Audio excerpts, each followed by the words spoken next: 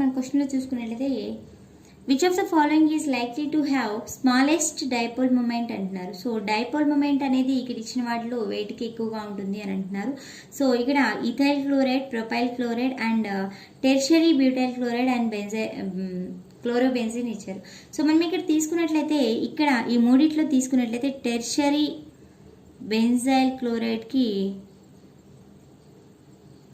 High dipole moment అనేది ఉంటుంది. So ఇక్కడ పార్షియల్లీ నెగిటివ్ ఛార్జ్, ఇక్కడ పాజిటివ్ ఛార్జ్ అనేది ఎక్కువగా ఉంటుంది. ఎందువల్ల అంటే ఇక్కడ ఎలక్ట్రాన్ డొనేటింగ్ గ్రూప్స్ అనేది ఉన్నాయి. సో ఎప్పుడు కూడా ఎలక్ట్రాన్స్ ఇచ్చేస్తాయి, ఇది ఎప్పుడు తీసుకోవడానికి ఉంటుంది అనమాట. ఇక్కడ హైలీ పోలార్ నేచర్ ఉంటుంది.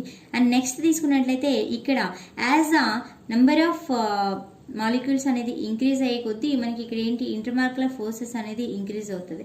సో ఇక్కడ లెస్ ఉంటుంది, ఇక్కడ హై పోలారిటీ ఉంటుంది అనమాట. సో ఫస్ట్ నెక్స్ట్ దీనికి, తర్వాత దీనికి ఉంటుంది.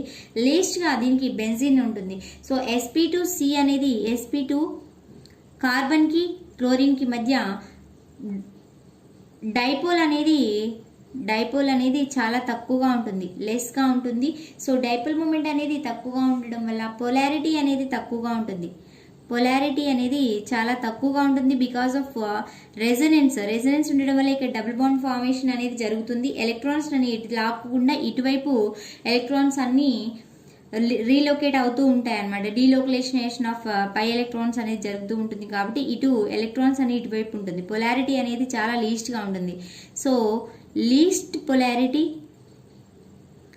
దస్ least dipole moment, least dipole అనేది చెప్తాము. So D is the correct answer for this question. Thank you friends.